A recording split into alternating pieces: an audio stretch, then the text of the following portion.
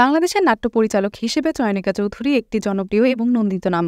তবে নাটকের পাশাপাশি এখন সিনেমা ইন্ডাস্ট্রিতেও নির্মাতা হিসেবে নিজের একটি স্বতন্ত্র জায়গা করে নিয়েছেন তিনি।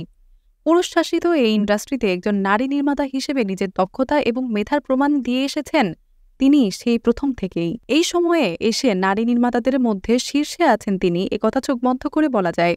সাথে সাথে দেশের জনপ্রিয় এবং দক্ষ পরিচালকদের লিস্টেও তার নাম উপরের দিকেই থাকবে।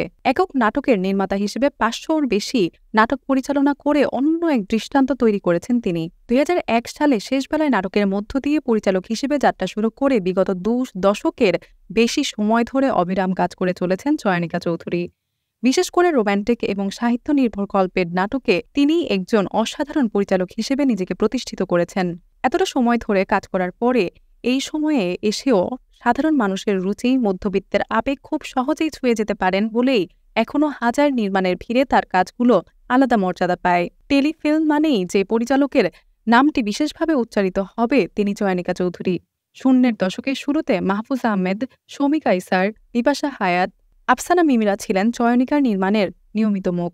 তারপরে তারিন, সজল, রিচি, অপূর্বরা তাদের ক্যারিয়ারে চয়নিকা চৌধুরীর অসংখ্য নাটকে অভিনয়ের মাধ্যমে আলাদা মাত্রা যোগ করেছিলেন। খায়রুল বাশার, সাদিয়া আয়মান, সাফা কবির, তটিনীদের যেমন দেখা যায় চয়নিকার নাটকে, তেমনি আবুল হায়াত, সুবর্ণা মোস্তফা, ফেরদৌস মজুমদার, আফজাল হোসেন, মৌয়ের মতো তারকা শিল্পীরাও কাজ করেন বিশেষ নাটকে তার পরিচালনাতেই। ব্যক্তিজীবনে খুব সাধারণ জীবনযাপনে অভ্যস্ত চয়নিকা চৌধুরী ছোটবেলায় গান ও নাচ শিখেছেন মায়ের উৎসাহে। ছায়ানট থেকে গান শিখে শান্তিনিকেতনে গানের কোর্স করেছেন। স্বামী, সংসার, ছেলেমেয়ে নিয়ে তার ব্যক্তিগত জীবনের ব্যস্ততা, সেখানেও একজন সফল স্ত্রী, সফল মা হিসেবে নিজেকে প্রতিষ্ঠিত করেছেন তিনি। কোয়ান্টিটির চেয়ে সবসময় কোয়ালিটিতে গুরুত্ব দেয়া চয়নিকা চৌধুরী এখনও নিজের নামের প্রতি সুবিচার করে যাচ্ছেন, এটাই অনেক বড় একটা বিষয়। বিনোদনের সবচেয়ে বড় মাধ্যম মানে চলচ্চিত্র পরিচালক হিসেবেও এর মধ্যে অভিষেক ঘটেছে চয়নিকা চৌধুরীর। প্রথম সিনেমা বিশ্বসুন্দরী দিয়ে চলচ্চিত্র নির্মাতা হিসেবে প্রশংসা প্রাপ্তির পাশাপাশি জাতীয় চলচ্চিত্র পুরস্কার আয়োজনে ৮টি ক্যাটাগরিতে পুরস্কার জয় করে এক অন্যরকম দৃষ্টান্ত তৈরি করেছে বিনোদন ইন্ডাস্ট্রিতে। সিনেমা ইন্ডাস্ট্রিতে নির্মাতা হিসেবে নতুন করে আলোচনায় আসা টেলিভিশনের জনপ্রিয় এবং প্রশংসিত নির্মাতা চয়নিকা চৌধুরী তার দ্বিতীয় চলচ্চিত্র প্রহেলিকা দিয়ে টেলিভিশন এবং চলচ্চিত্রের এক সময় আলোচিত এবং নন্দিত অভিনেতা মাহফুজ আহমেদের সাথে জুটি হিসেবে হাজির করেছেন এই সময়ের আলোচিত চিত্রনায়িকা শবনম বুবলীকে। মাহফুজ বুবলীর কেমিস্ট্রি, বিশেষ করে অভিনেত্রী হিসেবে এক নতুন বুবলীর দেখা পাওয়া, ভিন্নধর্মী গল্প, নির্মাণ মুন্সিয়ানা সব মিলিয়ে প্রহেলিকা নির্মাতা হিসেবে চয়নিকা চৌধুরীকে এগিয়ে নিয়ে গেছে অনেক ধাপ।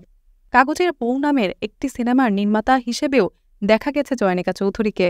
বাংলাদেশের কিংবদন্তি চিত্রনায়িকা শাবনূর এবং নন্দিত অভিনেতা মাহফুজ আহমেদকে জুটি করে মাতাল হাওয়া নামের একটি সিনেমাও বানানোর কথা চয়নিকা চৌধুরীর। এই ঈদে ২টি নাটক নিয়ে হাজির হয়েছেন এই গুণী নির্মাতা। রাজপুত্র ও অপ্সরা এবং ভালোবাসা অনন্ত নামের ২টি রোম্যান্টিক গল্পের নাটক ২টি প্রশংসা কুড়িয়েছে। সামনের দিনে নিজের দক্ষতা এবং মেধার সমন্বয়ে আরও অনেক প্রশংসিত এবং নান্দনিক কাজে দেখা মিলবে এই নির্মাতার, সেটাই কাম্য।